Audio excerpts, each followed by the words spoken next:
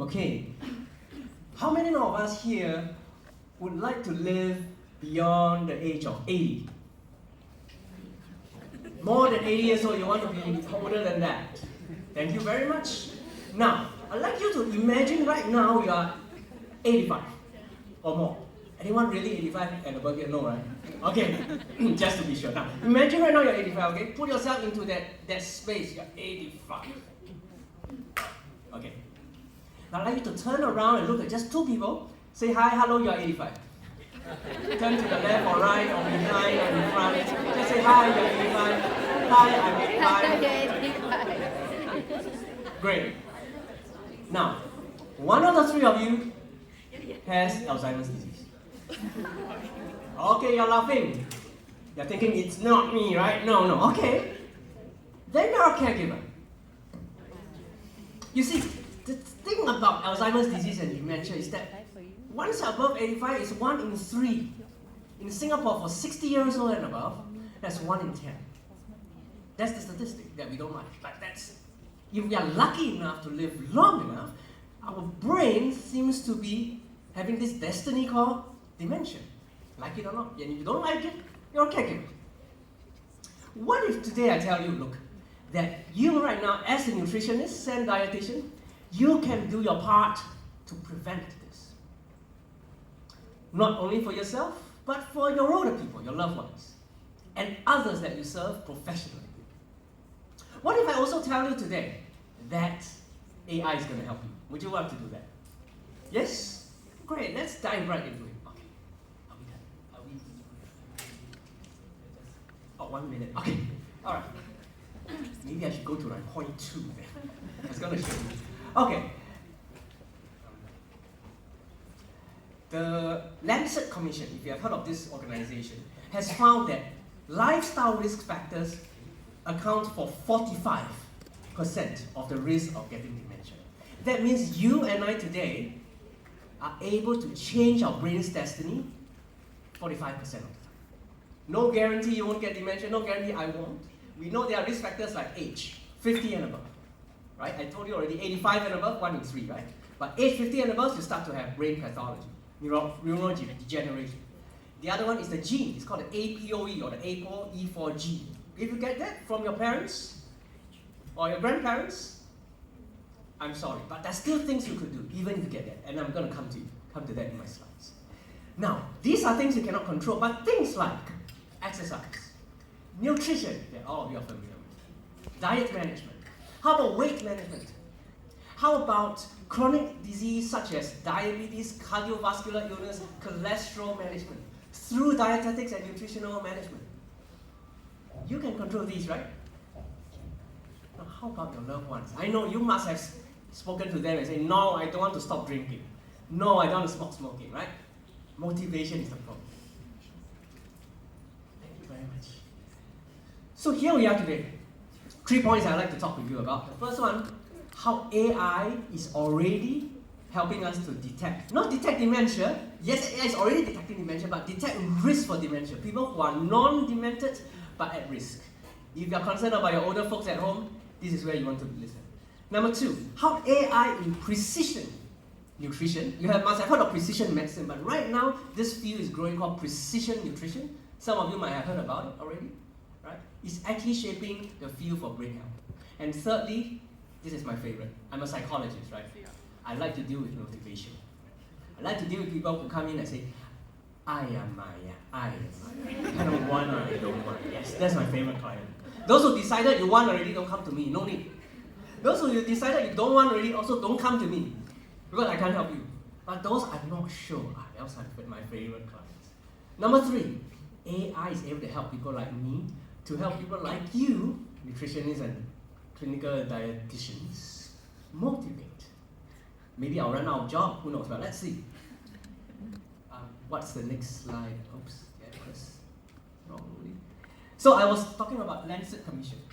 The Lancet Commission found in 2024, in their latest publication, 14 risk factors for dementia. 14. Among these are risk factors that are non-modifiable, but also many risk factors here that are modifiable.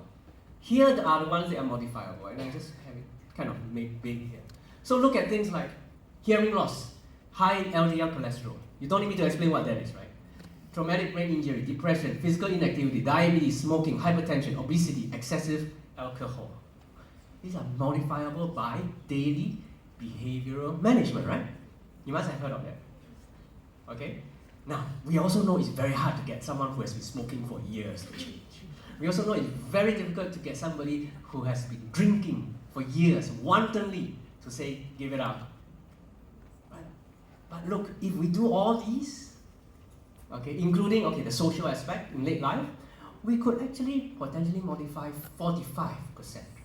I didn't make these statistics up. This is worldwide recognized by the experts in Lancet. In fact, they published an earlier version of this accounting for 40% about 4 years ago in 2021 or 22. Then they updated it, now 14 risk factors there. With this came a tool called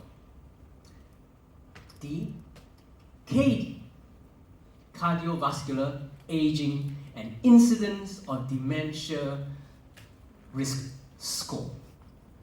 This risk score has been around already in the last 5 to 7 years, developed by this group of very innovative researchers led by Dr. Mia Kivipelto and colleagues. If I'm not wrong, they are from Finland, right? Oops.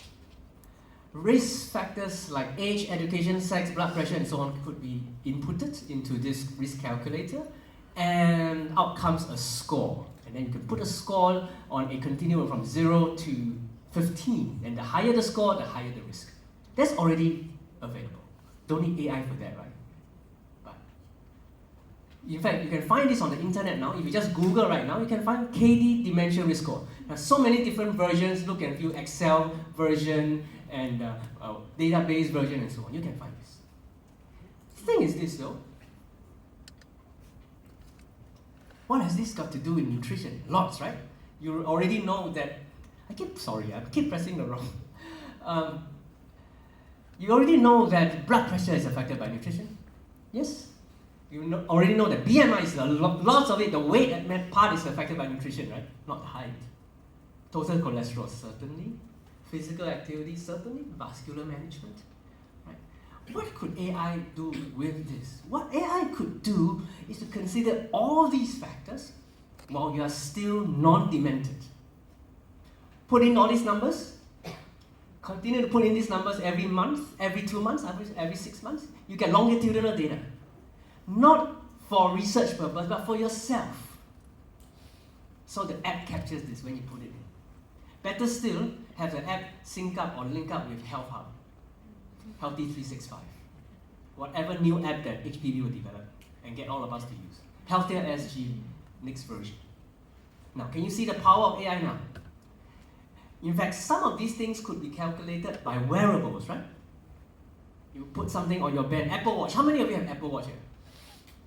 Wow, great. And I don't. I feel ashamed. If you have Apple Watch and wearables like that, you essentially... See, this is me being not so high-tech. I keep pressing the wrong. Alright. You actually find that you could measure your weight. Okay, you can't really measure weight, sorry. But you can measure a physical activity at a real-time basis. Right? Now, think about this. What if your wearable has a camera that could take a photo of the food that you take every time? Image recognition technology, that's AI. We already start to have that for students doing PowerPoint slides for their professors and lecturers. Those of you who are lecturers in polytechnics and uni, you will know that. Take a photo, and then the Gen AI like JetGPT or Claude.ai will tell you, oh, these are the items inside. Would you like me to tell them how to use, or tell you how to use them, right? That's the assignment, right? So now you know where the assignment came from. So then, now imagine AI could do that with just a shot of the food, input into the back end, do the calculation like this real time for you. Would you like to have that? That's what AI is capable of. AI, nutrition, dementia. This is one risk score calculation. This is not new really in the world. This has actually been being researched right now in Finland called the FINGER study. FINGER. Finnish Geriatric Aging Study. Right. Elsewhere in the world, there is also the Singapore longitudinal aging study. There's the Singapore geriatric study. There is at least 2 or 3 other studies essentially looking into dementia risk score calculation for healthy, non-demented, at-risk people. And if you're not at risk today, great. But once you hit 50, you'll be at risk. Right? So this is really one powerful tool that could be used, that could be further developed, and you play a great role because simply of the risk factors that are pertaining to nutrition and dietetics. I hope you appreciate that. So, my first point really is this. AI could detect dementia risk before symptoms appear, and that's really what we want. If we want to live long enough, we'll be lucky enough to live long enough beyond 85, we certainly do not just want those tests that tell us either you have it or not, dementia. You must have seen some of those tests. MMSE, Mini Mental State Exam. The AMT, Abbreviated Mental Test. Clock Drawing Test. MOCA, Montreal Cognitive Assessment. You must have seen some of this. I conducted these things in my graduate school until I got so sick and tired of doing this. Because basically the output is yes or no. You have it or you don't. Dementia or not. If you yes, sorry, next step. Mild, moderate or severe. More job for me, I don't like this job. So, I'd rather say, look, before we get there, how do we stop people from getting there? Right? That's what we want, right? This is it. So if AI is able to help us, and you have the experience and expertise and clinical training in clinical nutrition and clinical dietetics, okay, you can play a part in research and in innovation. And hopefully for all your individual personal experiences and your families in the future. So I sometimes think about it this way for myself. I'm actually preparing my own aging when I do this. Right? Why spend so much time on this when I'm only in my 40s? I still have 40 more years before I hit 85. I'm preparing for my own aging. So a bit of me, about 10 years ago, I joined the Agency for Integrated Care. 12 years ago, I should say. That's when I started to prepare for my own aging. Nobody told me that I needed to prepare for my own aging, but I realized that I was a caregiver. Right? So I actually have been a caregiver 3 times. For my grandmother, when I was 21, nobody taught me how to change adult diapers and how to maneuver the wheelchair and move the body safely from point to point through the wheelchair. I learned that on the job. Then for my mother, who became stricken with ovarian cancer, nobody told me how to do wound care. I picked that up while caregiving. Then when she passed on, my dad, during COVID, who passed on, who was afflicted by a series of transient ischemic attacks or mini strokes and who became frail. So I realized this. If I'm not going to be a demented person, I might just end up caring for my wife, caring for somebody who would otherwise need help. So why not prepare for my own aging? Next point I'd like to share with you is this. Now, I need a bit of activity here, so if you can join me in this, it'll be awesome. All I need you to do is this. Stop playing with your devices, no need to take notes. It's a simple mental or memory test to illustrate my next point. Okay? I need you to look at the screen carefully for the next maybe 30 seconds. I'm going to show a list of 15 words. Simple words, primary 1 level. Everyone knows these words, no difficult words. You can pronounce all of them. I'm going to also help you by also reading each of these words out. 15 of them. When I'm done, I'm going to give you 1 minute. I'm going to try to time it here. And then you then take out your paper or your phone or your device and try to remember and write as many as you can.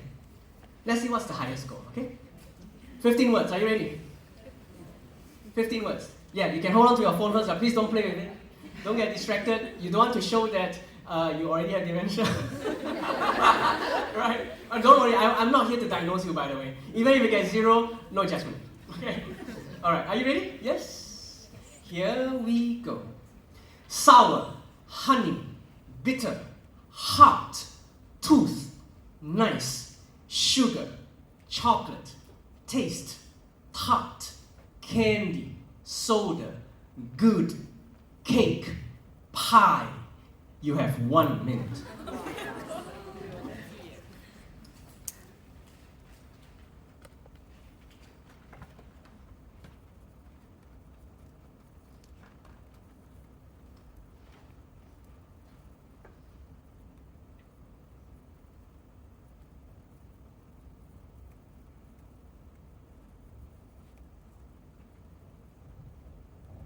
Good, keep going, keep going. I know you're tempted to give up at around this point, about 30 seconds left. Squeeze out that one or two more. Yes, come on, keep going.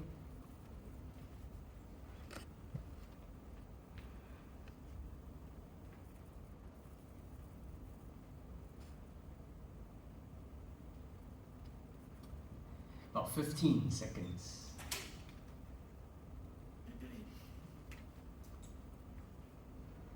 10, 9, 8, 7, 6, 5, 4, 3, 2, 1. Thank you very much. Please stop writing. Okay, how many of you believe you got more than half correct? Hands up. Alright. How many of you believe you got like more than 2/3? That means more than 10 out of 15. Hands up. Before I show you the answer. Okay, thank you for your vote of confidence in yourself. Now, I'm going to give you all one more try. Okay, I'm going to show you another list of 15 words. Do the same thing. And let's see this time if you do better. And I believe most of you should do better because you're already used to the flow. Okay? Then we're going to compare the two lists and see which one you did better. Okay? Are you ready? 1 more minute. Here we go. Pillow, dream, nap, blanket, bed, rest, night, drowsy, darkness, yawn, tired, mattress, relax, snore, quiet. You have 1 minute.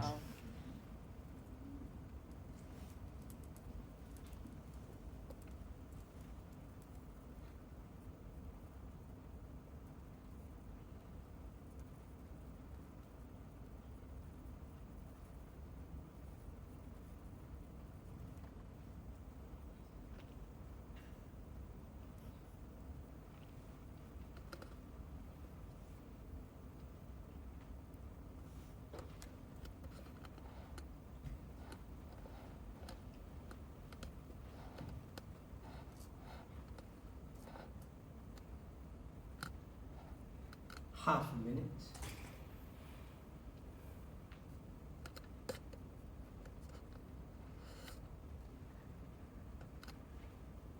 Just 1 more word, probably you can still get, or 2. Keep going. You don't have dementia.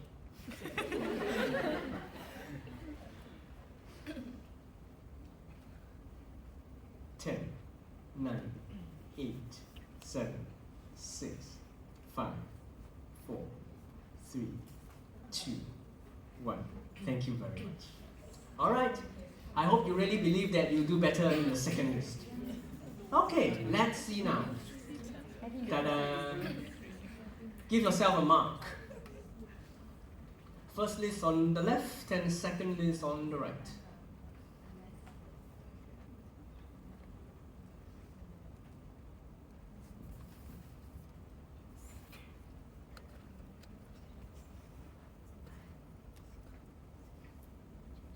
Did well? Anyone starts to feel anxious already, suspecting you have dementia? Memory loss? Okay, let's see how well we did. Okay, first list. How many of you got, say, 10 out of 15 or more? 10, 11, 12, okay, thank you, almost all of it. How about 14 out of 15? Anyone, first list? 14, no. Okay, let's look for the next highest. 13, anybody? 13. Wow, come on, raise your hand, let's all give her a round of applause. 13 out of 15, wow. And that was your first try, okay. Can I ask you, sorry, what's your name please, if you don't mind? Megan. Megan. Hi Megan. But Hi. I didn't do well for the next one though. You didn't do well? Did you get higher than 13 for the next one? Okay, then I won't embarrass you for the next one. Alright, okay, let's look at the next list. How many of you got 13 and above for the next list? 13 and above. Hands up? Yes, 1. How many? 1 here, 2 over there.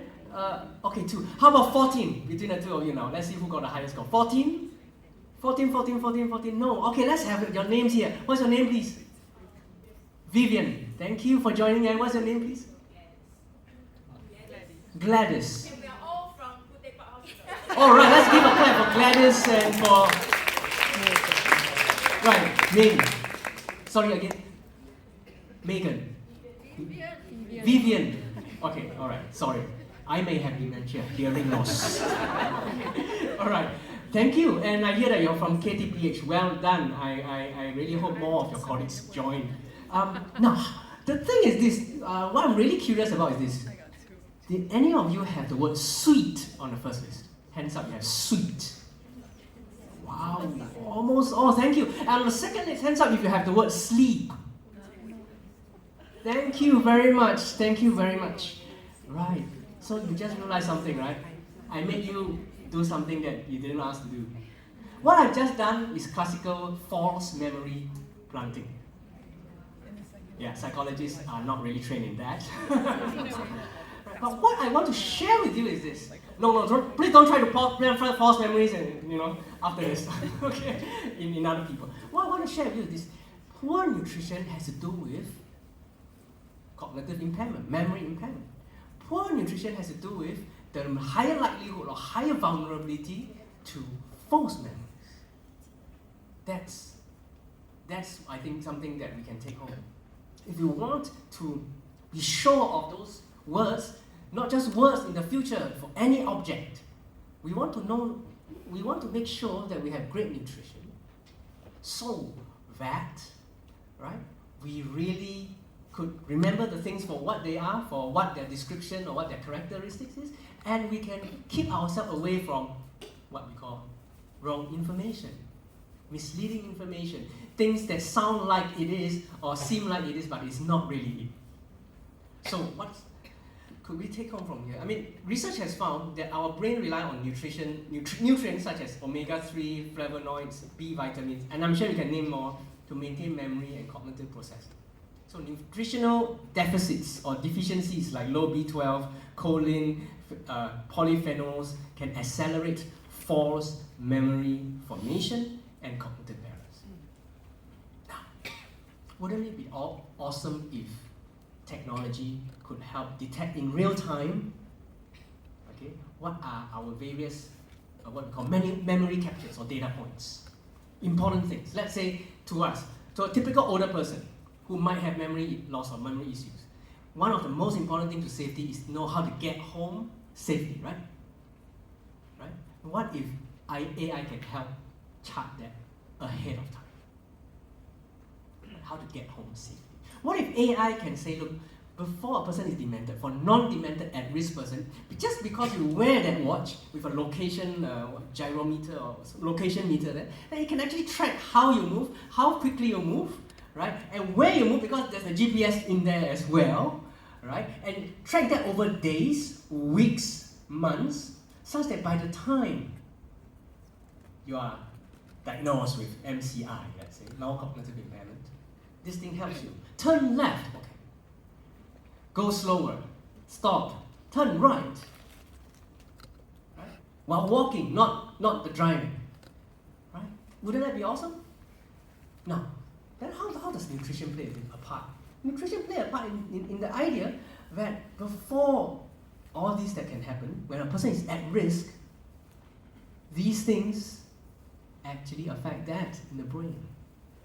So that means to say, look, that AI could take in the preferences, the subjective likes and dislikes of certain foods that a person has, okay, and put it into the AI's memory, or the AI, train the AI, and then at some point when it is required, recommend a AI recommended intervention plan for that person. When nutrition is concerned, but you can think even broader right now, not just nutrition, because we have 14 risk factors, right? AI could track, could be trained in not just the nutritional input and types of diet, but the type of exercise that person like to use, the kind of language or words that he or she like to use, his or her best friend, what kind of words motivate him or her, right? And all these in combination could we go into this algorithm that can then recommend an intervention plan for that person. And my last. So AI personalizes dietary recommendations based on genetics, metabolism, and cognitive health needs. I won't have time to do this exercise if you call a client from hell, right? But this is the idea. Now, how many of you have tried to get someone to quit, say, smoking or drinking, and you met lots of resistance? You have that experience. Anyway. Thank you very much. How many of you have this experience? You try to get somebody to reduce sodium, reduce salt, reduce all the things that Priscilla was talking about just now, and the person just gives you excuses after excuses, reason after reason. Hands up. Anyone? Yeah. Okay, if you can, for the next 30 seconds, shout out all the reasons you can think of. Not tasty, yep. No decision, yep. Time, no time, yep. What other reasons have come to you? Cost. Part of life. Drinking is part of life, yes. Cost is so expensive, yeah. Right? And then what do we say in response to such excuses or reasons? You must stop drinking. You must eat more nutritiously. You must reduce your sugar. You must have 少大. You must have no more 加大 for coffee and tea, right? You must have that. You should not have this, right? We have lots of this. You should do this. You should do that. The writing effects. Now, what if we ask a question like quite different? Okay. What if we say, look, okay, on a scale of 1 to 5, 1 to 10, how important is it for you to quit smoking? 0. How important is smoking to you? 10. I say 9, right? 9, right? Or 10. Now, we always say, why is it 9, not 10? Why is it 10, not 20? What if you ask the opposite direction? Why is it 10 and not 3? Wow, Wayne, don't get us there. You're going to open up a can of worms. What if AI could do that for you? For your client, for your loved ones? This is called motivational interviewing. It's just one of the many techniques in the tool bag called motivational interviewing. Right? Why is it 5 that smoking or drinking or high MSG salt content is good for you and not 3 and not 2? We're actually strengthening that person's, not say resolve, but strength, innate strength, and recognizing that person's ability. Right? Now, if AI could talk to your client and save you all these hurdles of, uncle, you should do this, dad, you should not do that, wouldn't you be happy? Precisely. So I don't have time to do a demo. I would love to have a volunteer spar with me. You be the client from hell, and then I keep telling you, you shouldn't do this and shouldn't do that, and let's see who wins. But we don't have time for that. So here are the 3 points. AI could do 3 things for us today. First, AI-powered habit tracking of real-time and real-time coaching. Okay, this is actually the 3rd point. AI could power our habit tracking in food and also non-food related activities and coach us. AI could help in gamification using games to motivate real-time and give incentives to that person to help behavioral change, and AI could drive personalized, tailored, individualized nudges. So AI is really not just about recommendations, it's about keeping us accountable for sustainable brain health. So all 3 points here is this. We could have AI to detect dementia risks through nutrition. We could have AI in precision nutrition for brain health. And we could have AI-driven motivational strategies for dietary and lifestyle adherence. At Gerosite Consultants, which I lead and operate, we run a Defy Dementia, Define Your Destiny training program, right? Mostly for caregivers and family members, and we essentially train on 3 main areas. The cognitive games, cognitive stimulation, called Train Your Brain, all the various vascular activities, cardiovascular, and how that is related to better health, right? And then we also talk about storytelling and experiences sharing, and if you have heard of reminiscence therapy, we also do these things as part of the package to help healthy, non-demented, but at-risk individuals prevent dementia. If you're interested, please contact me in one of these ways. LinkedIn, you can just scan the code, or Facebook at the top, LinkedIn at the bottom. Thank you very much.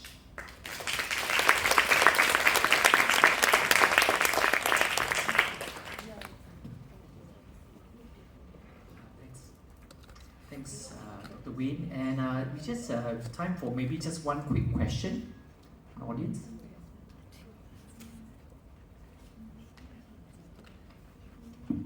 Yeah, yes. Let's go to the mic, please.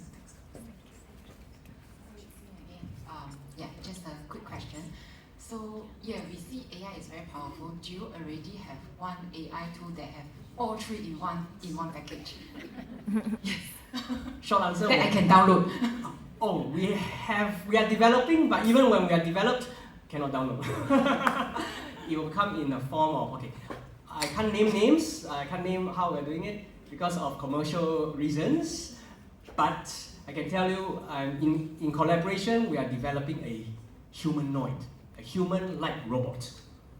This humanoid will look and, in fact, it has already been deployed in nursing homes right now, teaching older people who are residents in the nursing home how to exercise. Because it is a robot, it can do this 24/7. It can interact socially with the older folk, try to entertain and make the older folk happy. Can also sit down on the chair and then do all these things, and the group of 20 or 30 people could learn exercise in a safe manner. We're now trying to upgrade this robot to help healthy but non-demented people like us prevent dementia, right, in the community, so where we stay, right? So yes, we will have, not so soon, that means not in 2025, I'm sorry, and when it happens, I don't think you can download. But if you like the risk score calculator, if you like tips on how to games that can train your brain, yes, contact me on LinkedIn. Yeah, I can share some free resources, and then if you don't like the limitations, then we can talk further from this. Thank you. Okay, thanks, Dr. Wayne. And I would just like to invite Dr. Kapana just up at the stage again to present and give appreciation to Dr. Wayne.